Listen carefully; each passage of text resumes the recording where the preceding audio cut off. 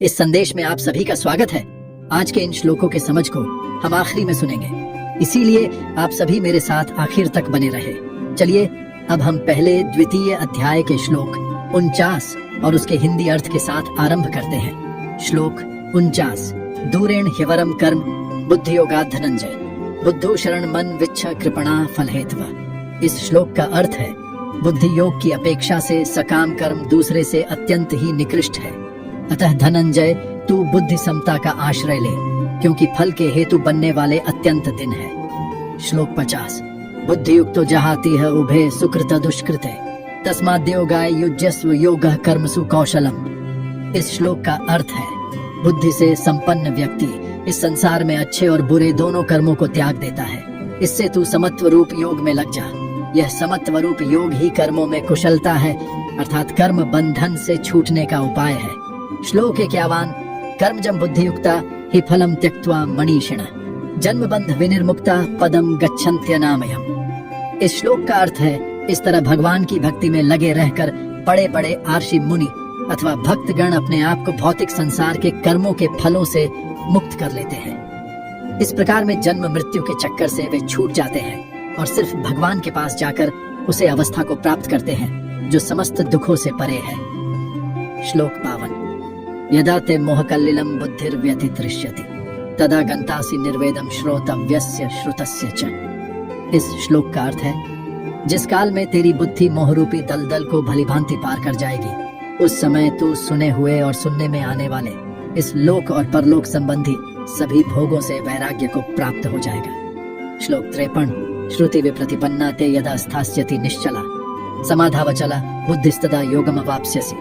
इस श्लोक का अर्थ है, भांति भांति के वचनों को सुनने से विचलित हुई तेरी बुद्धि जब परमात्मा में अचल और स्थिर ठहर जाएगी, तब तू योग को प्राप्त हो जाएगा, अर्थात तेरा परमात्मा से नित्य संयोग हो जाएगा। अभी हम इन सभी श्लोकों के सार को समझते हैं।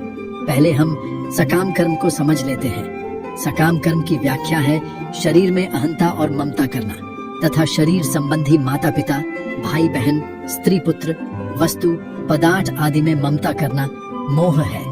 इस शरीर में अहंता ममता नहीं होती, केवल यह इंसानों द्वारा अपनी मानी हुई है। अनुकूल पदार्थ, वस्तु, व्यक्ति, घटना आदि के प्राप्त होने पर प्रसन्न होना और प्रतिकूल पदार्थ, वस्तु, व्यक्ति आदि के प्राप्त होने पर उदहविन होना, संसार में परिवार में विषमता, पक्षपात, मात्सर्य आदि विकार होना, यह सब का सब माया का दलदल है। इस मोहरूपी दलदल में जब बुद्धि फंस जाती है, फिर उसे कुछ सूझता नहीं। यह स्वयं को शरीर आदि जड़ पदार्थों में उनके साथ अपना संबंध मान लेता है, पर वास्तव में यह जिन जिन चीजों के साथ संबंध जोड़ता है, वे चीजें इसके साथ सदा नहीं रह सकती और यह भी उनके साथ सदा नहीं रह सकता। ये सब कुछ जानकर भी मोह के कारण इसकी इस तरफ दृष्टि ही नहीं जाती। ये अनेक प्रकार के नए नए संबंध जोड़कर संसार में अधिक से अधिक फंसता चला जाता है।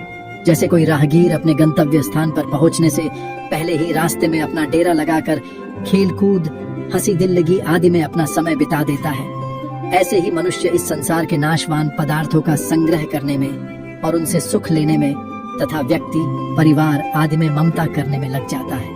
यही बुद्धि मोहरूपी जाल में फंस जाता है। हमें रुपए पैसे में लोभ, शरीर में अहंता ममता करके यहाँ थोड़े ही बैठे रहना है, इनमें ही फंसे रहकर अपनी वास्तविक उन्नति से वंचित थोड़े ही रहना है। हमें तो इनमें न फंसकर अपना कल्याण करना है। ऐसा दृढ़ निश्चय हो जाना ही बुद्ध का मोहरूपी दलदल से पार करना कहा जाता है। इस मोहरूपी दलदल से पार करने के दो उपाय हैं, पहला सठिक ज्ञान और दूसरा सेवा। सठिक ज्ञान से अपने लक्ष्य से भटकने का खतरा नहीं रहता और सेवा से मन में दूसरों की सेवा करने की, दूसरों को सुख पहुंचाने की धुन लग जाए तो अपने सुख आराम का त्याग करने की शक्ति आ जाती है। दूसरों को सुख पहुंचाने का भाव जितना तेज होगा, उतना ही अपने सुख की इच्छा का त्याग करना आसान हो जाता है।